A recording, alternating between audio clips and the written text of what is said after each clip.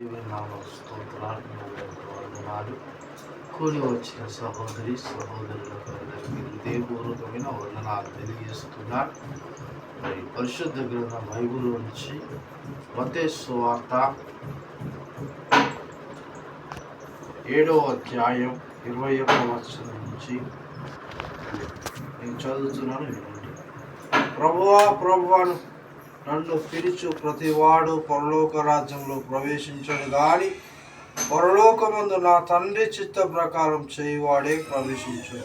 ఆ దినమున అనేకులు నన్ను చూచి ప్రభువా ప్రభువా నీ నామములు ప్రవచించలేదా, నీ నామం దయ్యం వెలగొట్టలేదా, నీ నామే అనేక అద్భుతములు చేయలేదా అని చెప్పుదురు.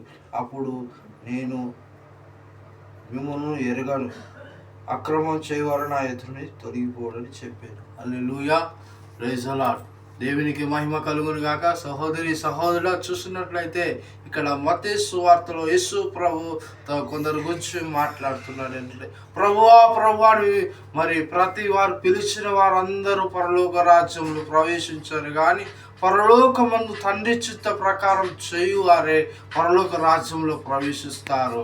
మరి అలాంటి వారికి అక్కడ స్థానం ఉంటుందని తెలియజేస్తున్నాను. నీ నామంలో అద్భుతములు చేయలేదా, నీ నామంలో ప్రవచనాలు చేయలేదా, నీ నామంలో సూచన కార్యాలు చేయలేదా ప్రభువా, నీ నామంలో దయ్యములు వెలగొట్టలేదా అన్నప్పుడు ఆయన అక్రమం చేయవర్లరా నా ఎదురు నుంచి తొలగిపోవుడని తెలియజేస్తున్నాడు. క్రమం లేని జీవితం, క్రమం లేని పద్ధతి లేని జీవితం కలిగి ఉన్నప్పుడు దేవుడు డిసిప్లిన్ క్రమం కోరుతున్నాడు.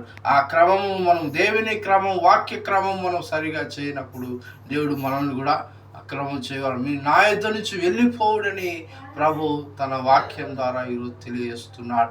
మనం అలాంటి వారిగా ఉండకున్నట్టు, అలాంటి వారిగా జీవించకున్నట్టు, అలాంటి వారిగా ఈరోజు దేవుడు కృపణిస్తున్న మళ్ళొకసారి మనం ఆ విధంగా ఉండకున్నట్టు, మరి దేవుని చిత్తాన్ని నెరవేర్చేవారుగా, తండ్రి చిత్తాన్ని నెరవేర్చేవారుగా, తండ్రి ఉద్దేశాన్ని ఎరిగి మనం నడుచుకునే వారిగా మనం ముందుము గాక.